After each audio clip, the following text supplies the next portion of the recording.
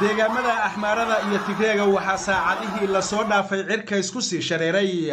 dhaqdhaqaaqyada military ee ay iskaga soo horjeedaan labada dhinaca dhammaanba magaalooyinka waaweyn ee deegaamada tigreega iyo axmaarada ayaa waxaa ka baxaya ciidamo aad u tiro badan waxaana ciidamada lagu qaadayaa dhammaanba gaadiidka kala duwan ee ku sugan magaalooyinkaasi haddii ay ahaan lahayd basaska baabuurta isjiidyada ah iyo xitaa gaadiidka yaryar ee aan loogu talagelin qaadista dadka iyo rakaabka tirada badan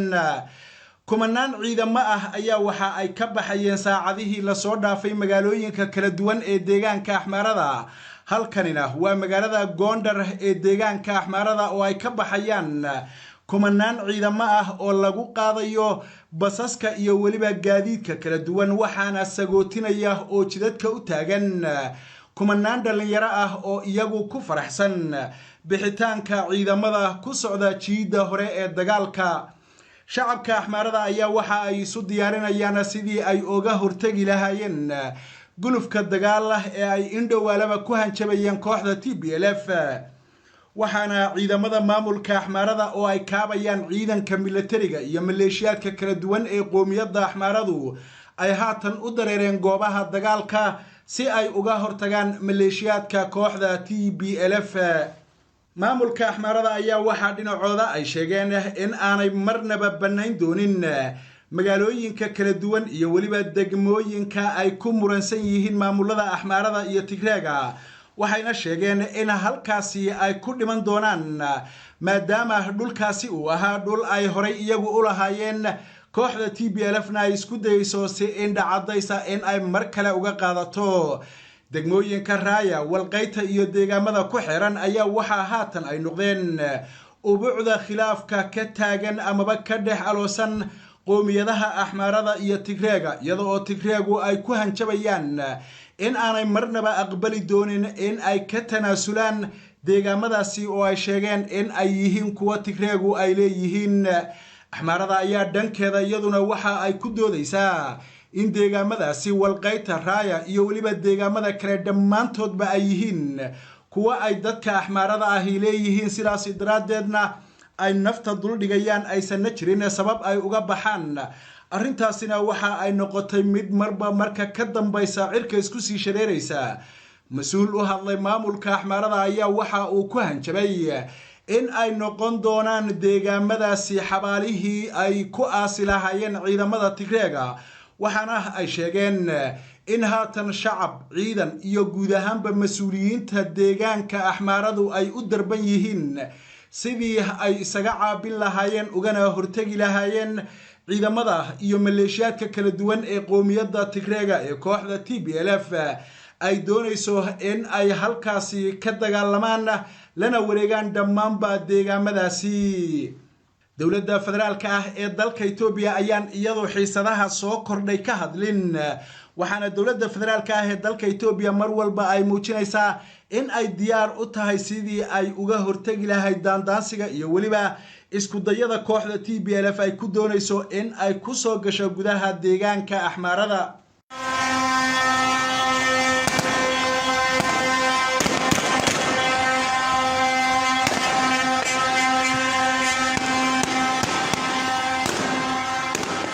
halkanina waa magaalada Maqale ee caasimadda deegaanka Tigreega waxaa ka baxaya boqolaal gaari oo isugu jira gaadiidka noocyadooda kala duwan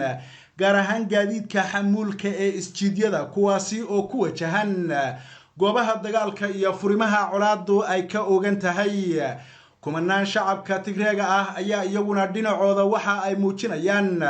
sida ay ula dhacsan yihiin ooguna faraxsan yihiin ciidamadaasi ku wajahan goobaha dagaalka waana qayb ka mid ah dhiirigelinta abaabulka iyo waliba guubaabinta ciidamada maleeshiyaadka ah ee qoomiyadda Tigreega kuwaasi oo haatan iyagu isku dayaya gebi ahaanba in ay mar kale la wareegaan dhulka Tigreega iyo waliba deegaamadii horay ay ugu darsadeen dhulkooda marka laga yimaado ciidanka kooxda TPLF sidoo kale shacabka Tigreega ayaa dhinacooda iyaguna waxa ay muujinayaan taageerada ay la garab taagan yihiin ciidanka kooxdaasi waxaana ciidamada TDF ta ee Tigreegu haatan ay u muuqdaan kuwa isku dayaya inay gebi ahaanba deegaanka Tigreega dib ooga saaraan ciidamada kala duwan ee ku sugan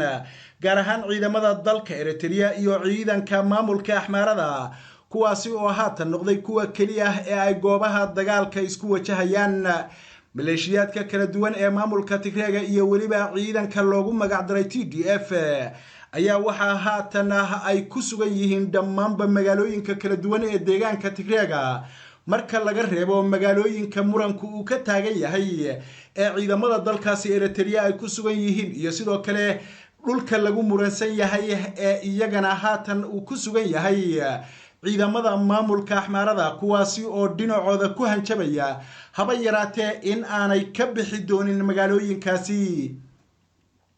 mas'uuliyiinta hogaaminaya maleeshiyaadka qoomiyadda Tigreega iyo ciidanka TDF ayaa waxa ay wacad ku mareen in ay soo celin doonaan dhammaanba dhulka Tigreega ilaa iyo haatan dhaqdhaqaaqyada military iyo abaabulka ayaa waxa uu yahay waxa ugu weyn ee ka muuqda guud ahaanba deegaanka Tigreega iyada oo sidoo kalena deegaanka Axmaarada waxa kaliya ee ka socda uu yahay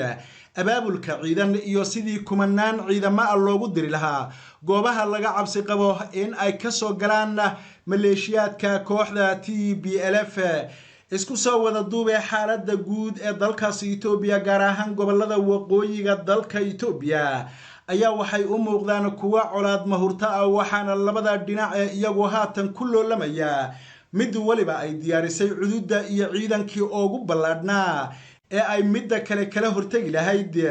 waxaana saacad kasta bilaaban kara dagaalka u dhaxeeya qoomiyadaha Axmaarada iyo Tigreega kuwaasi oo ah kuwa haatan iyagu isu biratumanaya dowladda federaalka ah ee dalka Itoobiya horay ra'iisul wasaaraheedu waxa uu sheegay in ay garab istaagi doonaan ciidanka dowladda federaalka ahi ciidamada maamulka Axmaarada iyo waliba maleeshiyaadka kala duwan ee qoomiyadda Axmaarada ilaa iyo haatan dowladda federaalka ah ee dalka Itoobiya ciidamo muuqda oo ma aanay dirin halkaasi balse ciidamadii ka soo rogmaday gudaha deegaanka Tigreega ayaa dhammaantoodba waxa ay ku sugan yihiin magaalooyinka kala duwan ee deegaanka Axmaarada kuwaasi oo lagu wado in ay qayb ka noqdaan difaaca rasmiga ah ee ka hortagaya ciidamada kooxda TPLF